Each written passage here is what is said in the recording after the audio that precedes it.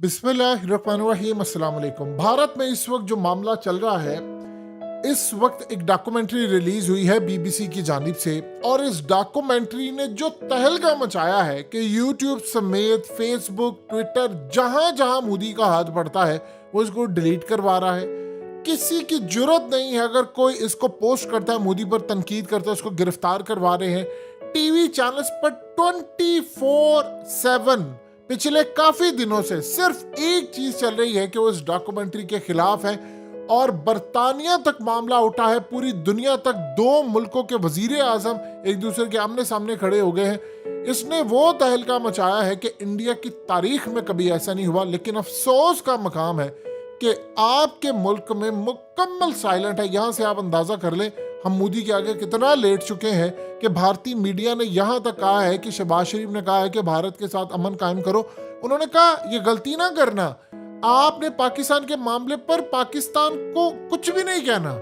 उसने कहा अमन कायम करो, भारत के साथ बैठकर बातचीत। जो उसने कहा 3 जंगें लड़ ली हैं, कुछ भी नहीं हासिल हुआ। तो उनके मीडिया में वहां पर ये डिस्कस हो रहा है कि आपने जवाब नहीं देना पाकिस्तान को, ये अंदर ही इतने खोखले हो चुके हैं, खुद ही लड़ मड़ के तबाह हो जाएंगे, अब भारत को कुछ करने की जरूरत नहीं। वहां ये चल रहा है।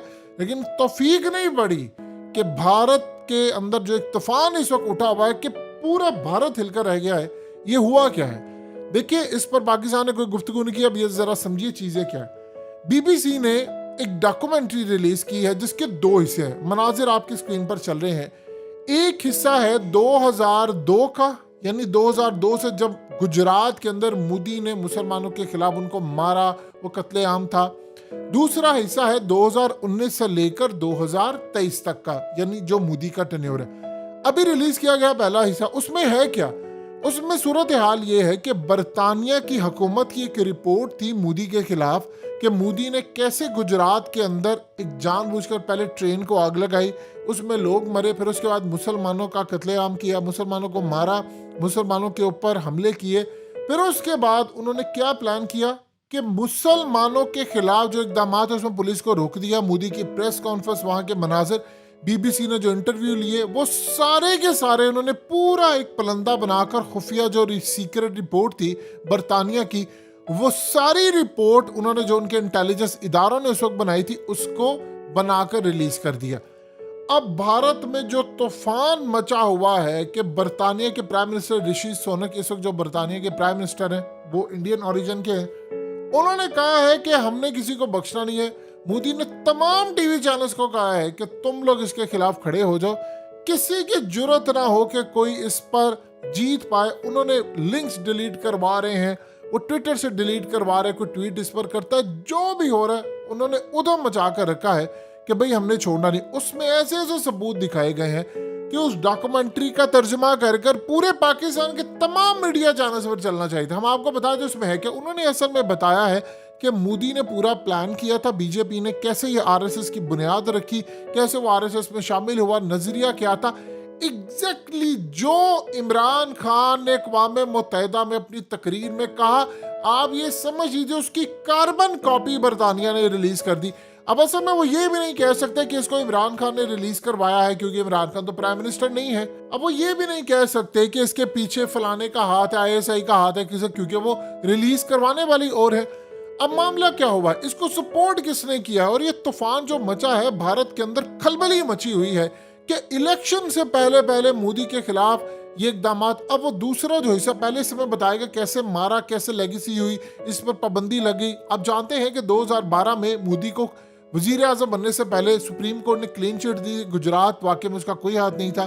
फिर उसके बाद पिछले साल उसकी जो अपील थी उसमें भी क्लीन चिट मिली, और ये सारी क्लीन चिट मिलने के बाद अब इलेक्शन से पहले बीबीसी ने डॉक्यूमेंट्री रिलीज की। अब भारत में कहा जा रहा है कि इस पर केस करो, केस वो कर नहीं सकते, बरतानिया की रिपोर्ट है। अब वहां पर तबाही ये मच रही है कि उन्होंने कहा है कि मोदी का इलेक्शन इससे पूरी तरह बर्बाद होने जा रहा है, क्योंकि 2019 से 2023 के स्टार्ट तक का जितने वाकयात है, कैसे से मुसलमानों को दबाया क्या किया, वो चंद दिन बाद रिलीज होने वाली है। अब भारत में ये जो मामला सामने आया है वो भयानक रुख इख्तियार कर गया है। हुआ क्या है असल में, इसके पीछे भारत की इस्टेब्लिशमेंट का एक हिस्सा, देखिए 2 तरह समझिए।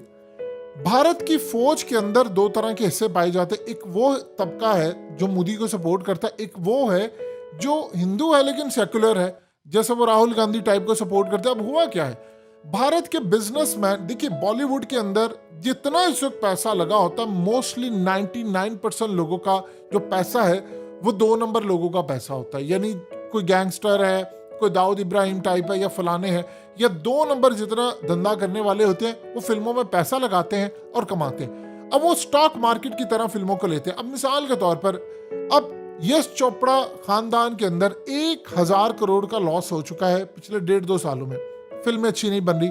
शाहरुख की पठान मूवी आई है, वो 250-300 करोड़ तो उसका वैसे ही बजट है।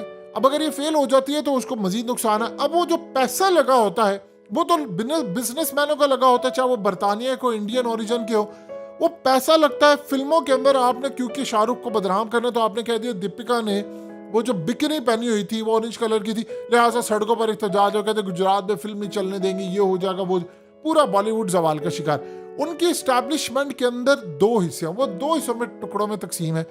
एक हिस्सा जो मोदी के खिलाफ है, उन्होंने इस फिल्म को बैक किया है, वो राहुल गांधी को भी बैक करता है। अब भारत के बॉलीवुड के अंदर ये तमाम लोग हैं, वहां पर मजहब का कोई अमल दखल नहीं है, वो लोग सारे सेकुलर है। वो मजहब को सिर्फ और सिर्फ इतना रखते हैं जिस तरह कि जी हम हिंदू घराने में पैदा है, इससे ज्यादा नहीं। अब आप जरा अंदाजा कर लीजिए कि इस वक्त वहां पर जो सूरत हाल है वो इतनी खतरनाक है कि उनके बिजनेसमैन वो वहां से छोड़े, वो कह रहे हैं कि जी हालात खराब कर रहे हैं, तबाही लेकर आ रहे हैं, सब कुछ कर रहे हैं, बावजूद इसके कि इंडिया की हालत पाकिस्तान से बहुत ज्यादा बेहतर है। लेकिन वहां पर उनकी एस्टैब्लिशमेंट, उनके बिजनेसमैन, उनकी फौज का एक हिस्सा, फौज भी तो कई जर्नैल मोदी के साथ है, कई जर्नैल सेकुलर है राहुल गांधी के साथ है, इस तरह उनकी फौज भी तकसीम है। फौज के अंदर अपने कई हिस्से उनके पाए जाते हैं, उनके इंटेलिजेंस एजेंसी रॉ के अंदर कई हिस्से हैं, कुछ वो मोदी के नैरेटिव के साथ है, कुछ वो राहुल गांधी के साथ है। राहुल गांधी से मुराद ये है सेकुलर, जो उनका माइंड तबका होता है कि जो मजहब से आजाद होता है। वो असल में चाह रहे हैं कि भारत चलता रहे, तरक्की करे, ये करे, वो करे, लेकिन हम मजहब को साइड पर रखें। अब इस सूरत हाल के अंदर उन्होंने इस पूरे खेल को बैक किया है, उन्होंने दस्तावेजात देने में मदद की है, फुटेजेस, डाटा, सीक्रेट फाइल्स देने में बीबीसी की मदद की है, और उन्होंने पूरी डॉक्यूमेंट्री तैयार की है। अब मोदी ये नहीं कह सकता कि फलाना किया। आप जरा अंदाजा कीजिए कि पाकिस्तान के अंदर इस पर गुफ्तगू नहीं हो रही। आप 2 चीजें देखिए ना, देखिए क्या हुआ। जावेद चौधरी ने हालिया लिख दिया कि जनरल बाजवा ने और फैज ने प्लान बनाया था कि इमरान और मोदी की मुलाकात करवा के कश्मीर को 20 साल आगे धकेलने का। उसने तो ये बताया था ना कि मोदी इमरान खान के साथ मिलना चाहता, तो इमरान खान इसलिए इनकार किया क्योंकि पब्लिक मेरे खिलाफ ना होता, इस चक्कर में उसने सच बोल दिया। तो पाकिस्तान की पॉलिसी थी बाजवा दौर के अंदर कि भाई हम ठीक है, कश्मीर जो हो गया सो हो गया, उसका सौदा हो गया, लेकिन हमने 20 साल तक मामलात को साइड पर रखना है। इस सूरत हाल में अजीत डोवल के साथ फैज की मुलाकातें भी होती रही। अब ये सारे का सारा जो मामला इस वक्त सामने आया हुआ है, ये बड़ा हैरानकुन, बड़ा अजीबोगरीब और बड़ा दिल दहला देने वाला है।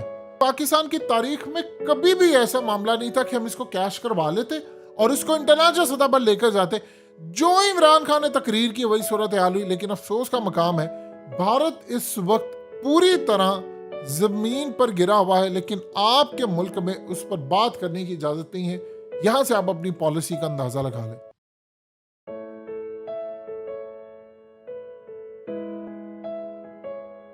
हकीकत टीवी को सब्सक्राइब करना मत भूलें, वीडियो को लाइक करें, शेयर करें और कमेंट सेक्शन में अपनी राय का इजहार जरूर करें।